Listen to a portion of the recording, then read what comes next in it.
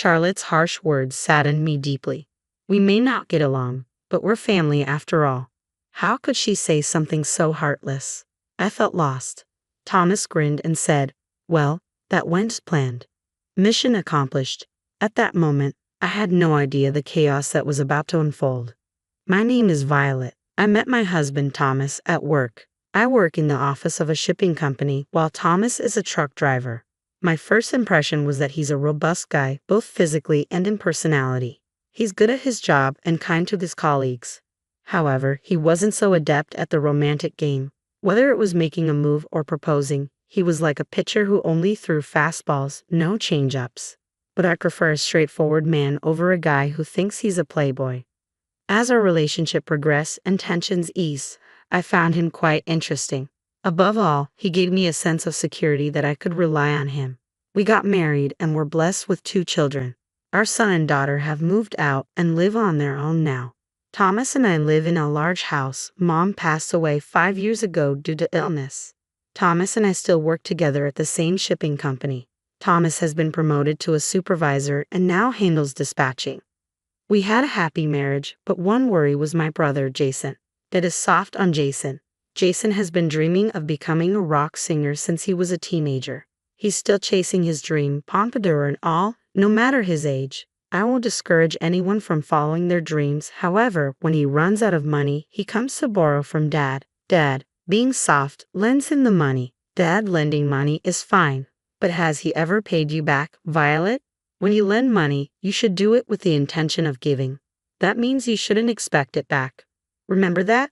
But Jason thinks he'll somehow make it. He's underestimating life's challenges. Isn't that risky? When I was young, I dreamed of becoming a novelist, Dad said. But Victoria's parents said if I was going to marry her, I needed a stable job. So I gave up my dream and chose to marry. I don't regret getting married, but I do regret giving up my dream. That was the first time I'd ever heard about my dad's younger days. So that's why I want to support Jason's dreams, I said. But it doesn't seem like Jason's putting in much effort. Do you really think he can achieve his dreams while goofing off all day? Thomas asked. Mountain climbing isn't just about conquering the peak. Every step you take along the way, it's part of the story. Well, you sound like a poet. Makes sense, since you wanted to be a novelist. Come on, you're making me blush with such direct praise. I'm not praising you, Thomas chuckled. Initially, I was worried that Jason had some dirt on Dad and was blackmailing him, but it turns out Dad also chases dreams, so he probably understands Jason's desire to escape reality. One day, Jason brought a woman home. Let me introduce you, this is Charlotte. From her name, I expected a dainty woman. She was, well, big. Hi, I'm Charlotte. I'm Violet, the sister. Nice to meet you, Charlotte. Charlotte is 5 years younger than me but much larger in build. Our first impression of her wasn't great. She was curt to both me and Dad, leaving us with the impression that she had poor manners. Eventually, Jason and Charlotte got married, so she became my younger sister-in-law. Neither Jason nor Charlotte held full-time jobs. They were always quitting their part-time jobs in a huff. Charlotte practices jiu-jitsu and has a short temper, often bragging about putting her arrogant bosses or seniors in joint locks. I just hope she never gets arrested for it. Jason brags about stories that aren't really brag-worthy, like headbutting a disrespectful boss. 2 kinds of stories I really can't stand. Bragging about bad behavior in the past and bragging about fights. I think many women also find these kinds of bragging a turnoff. One day, Jason came home to borrow money from Dad again, and I finally spoke up. Jason, you're working, right? Why don't you have any money? I got into an argument with a plant manager just because I forgot to put away a card. Jason replied. I told him it was workplace harassment. He yelled again, so I gave him a flying knee kick to the chair. Charlotte chimed in, seemingly pleased. I decided that if Dad wouldn't say it, I would. Every workplace has people you won't get along with, but even people I initially disliked turned out to be decent later on. I've often been glad I didn't pick a fight. You and I lead different lives. My pride is taller than the One World Trade Center, so yelling at me is practically asking for a flying knee. Jason continued. I couldn't believe my ears when Charlotte cut in. Are you siding with a boss who harasses people? That's not what I'm saying. So you're lecturing me now? You better be ready for this, Jason replied. Ready to take this outside or here's fine too, Charlotte challenged. I was flabbergasted. What is she, a teenager, feeling threatened? I walked away, unable to believe she was actually picking a fight. Jason didn't intervene. Would he have stopped if it were his wife fighting his sister? Getting hurt would be the last straw. I knew I had to watch out for that couple. When I turned 50, Dad got sick and was hospitalized. It wasn't long before we had to say goodbye. People said he lived a long life at 80, but I didn't feel that way. I still wanted to talk about many things with Dad. When Thomas and I were alone, he said, "Violet, actually, Lawrence." "What?" "Never mind. Just tell me later." Before much time had passed since the funeral, Charlotte approached me. "Did Lawrence leave a will?" "A will? Probably not. He was hospitalized so suddenly. And if there's no will, then the inheritance." "You're already talking about inheritance. I guess you're not even sad." "How dare you? Want me to put you in the hospital? Try me." I raised my voice. Charlotte grabbed my arm in anger. I was taken aback but didn't want to apologize. "Should we call the police?" "What are you doing? You made me sound like a monster for bringing up the inheritance, so I thought I'd teach you a life lesson with an arm lock." "You're the one who's wrong, Violet. Enough. Don't yell. What are we going to do about the inheritance?" I was momentarily speechless, but then I glared at Jason. "Aren't you sad that Dad passed away?" I asked. "That's irrelevant. Stop calling me stupid." "I don't want to be called stupid by someone as stupid as you," Jason retorted sharply. "What did you just say?" The atmosphere grew tense until Thomas arrived. "What's going on here?" Thomas asked. "Wife, you better tell your husband to raise the kids right," Jason snapped. Those words crossed the line. "I'll pass that message right along to Jason," I replied, irritated. "Good on you. I'm fed up with you, Violet. This makes my decision easier," Jason declared, dropping a bombshell. "I'm the eldest son. That means the house and Dad's inheritance are all mine." "Are you out of your mind?" I exclaimed. "I'm perfectly sane," Jason said stone-facedly. Just as we were stunned by his audacity, Thomas spoke up. "Violet, let's try to keep a cool head. We're not making any progress." "Fine," I said, frustrated. We sat down at the table to hash it out. "The inheritance is all mine and Charlotte's." "Violet, I want you to give up your claim," Jason insisted. "That's ridiculous. Our dad isn't rich. If we split it between two households, there won't be much left," I argued. "There's only two of Dad's children, me and Jason, so it should be divided between us," Charlotte chimed in. But Jason scowled. "Look, Violet, you and Thomas both have jobs and are doing fine. I'm the one pursuing my dreams, so I'm the one who needs the money." "Why don't you get a job, Jason?" I retorted. "Let me finish. Living in the house means no rent, and with the inheritance, I can take on the world. Dad was cheering for me, you know. The best way to honor him is to play Carnegie Hall." "You can't even pack the local park," Phil interjected. "What if I do, Phil? Carnegie Hall. Will you put your money where your mouth is?" Jason challenged. "What are you talking about?" I seriously considered calling the police. I interjected. "Thomas, what do you say? Can you give in?" Jason turned to my husband. "I cannot," Thomas replied calmly. Jason then asked, "So you're asking Violet to relinquish her claim?" "Yes, and you're okay with that, Jason?" I responded, incredulous. "What are you talking about?" "Of course it's not okay," Jason said. At that point, Charlotte glared at me. "Shut up. You've been yapping like a puppy this whole time. Such words should not be tolerated." I glared back at her, incensed. "Is it cute to yap like a puppy only until you're in your 20s? Stop pretending to be a young girl. It's embarrassing for a 50-year-old hack." "Take that back. I won't tolerate insults," Charlotte snapped. "Thomas, wasn't it you who should have set her straight? What do you useless couple you are?" Jason added fuel to the fire. At this point, I couldn't keep quiet. "If you were as big as a hippo, I'd have slapped you a long time ago." Charlotte looked momentarily dumbfounded, then turned to Jason. "Did your sister just call me a hippo?" "Violet, apologize while you still can," Jason demanded. "I'll apologize when Charlotte does." "Enough, both of you," Thomas intervened. "Violet, calm down." "Fine, let's proceed with the disinheritance," Jason declared. I looked at Thomas with wide eyes, searching for reassurance, but something in his gaze told me he had a plan. Why else would he agree to such an unreasonable demand? I had no choice but to trust Thomas. "So, Jason, just to confirm, you're fine with Violet being disinherited?" Thomas asked calmly. "I've been saying that," Stop making me repeat myself. It's annoying, Jason replied irritably. What an infuriating couple. A wife who acts younger than she is and a husband who thinks he's smart, but is actually dumb, Charlotte sneered. Leave the money and move out already, Jason demanded. Charlotte's harsh words saddened me. Aren't we still family despite our differences? How could she say such merciless things? Why should we be the ones to leave? I couldn't agree to this. We'll find a new place soon, but we have belongings. Please give us a bit more time, I pleaded. If you take too long, I'll throw everything outside, Charlotte threatened. Try it, and I'll call the police. Think I'll be scared if you mention the police? I'm not afraid. Call the Marines if you want to arrest me, I retorted, unable to contain my anger. I stepped outside, pondering if Dad bore some responsibility. Thomas smiled knowingly at my confusion. It worked. Our plan was a success, he said, reflecting on these moments that made him thankful for our savings. With savings, you don't need to borrow money. Even with zero debt, there are substantial monthly expenses: rent, utilities, food, taxes.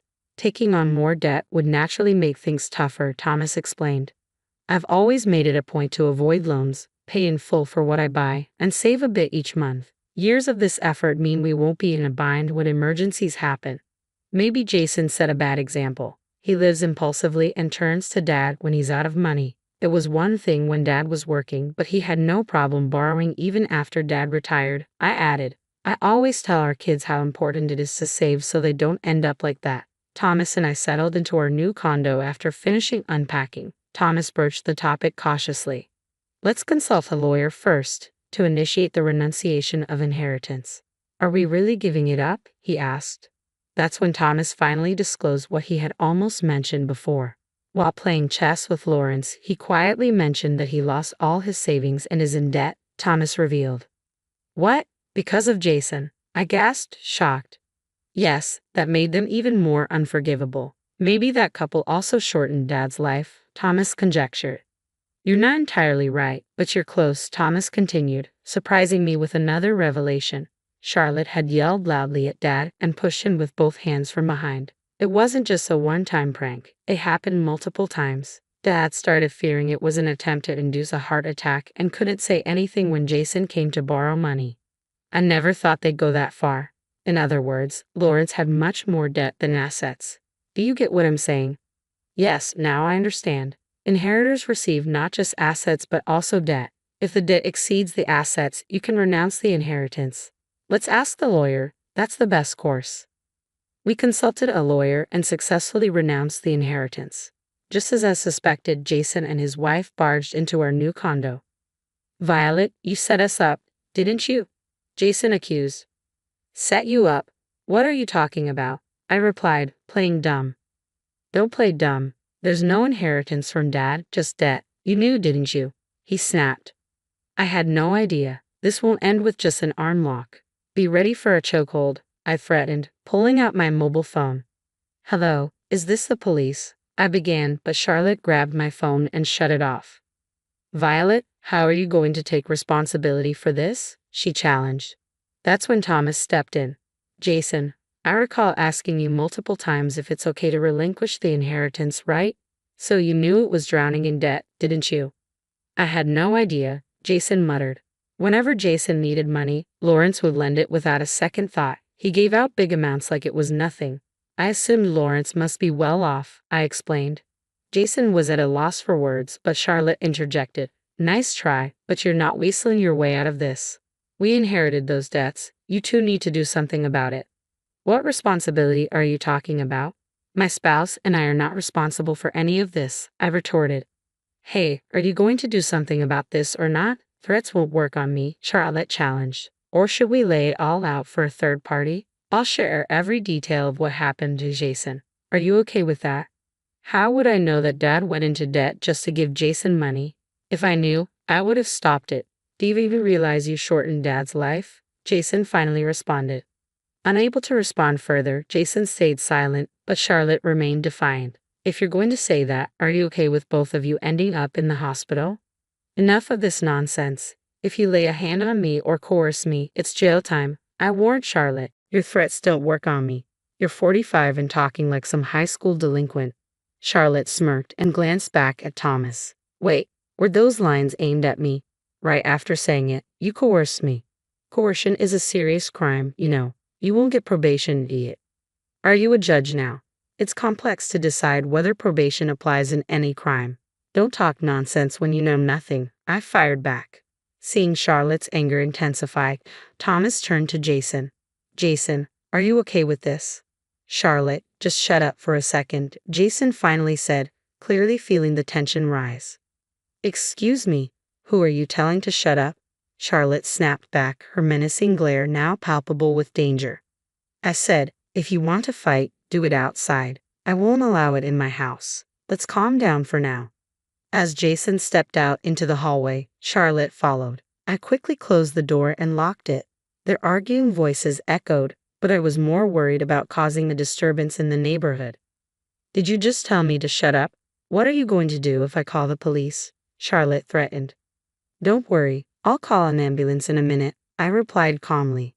A few seconds later, Jason's screams echoed down the hall. I pretended not to hear him. Shortly after, I heard what sounded like a cry of pain, but I dismissed it. Jason and Charlotte had severed ties with our family with their insults. Whether they divorced or Charlotte got arrested for assault, it was none of my concern. A few days later, I received a call from Jason. Violet, I was wrong. Will you help me? He pleaded. Who is this? I feigned ignorance. Don't be like that. We're siblings, right? He continued, his voice strained. I couldn't help but feel it was too late. It turned out Jason was in the hospital. Apparently, Charlotte had broken his arm. It felt surreal, almost like something out of a comic book. Ever heard the term you reap what you sow? I'm genuinely sorry. Could you cut me some slack? I can't afford the hospital bills, Jason begged. That's unfortunate, I replied coldly. No matter how much he pleaded, I kept my distance. Jason seemed speechless after my harsh words. Switching the call to Thomas, I ended it abruptly.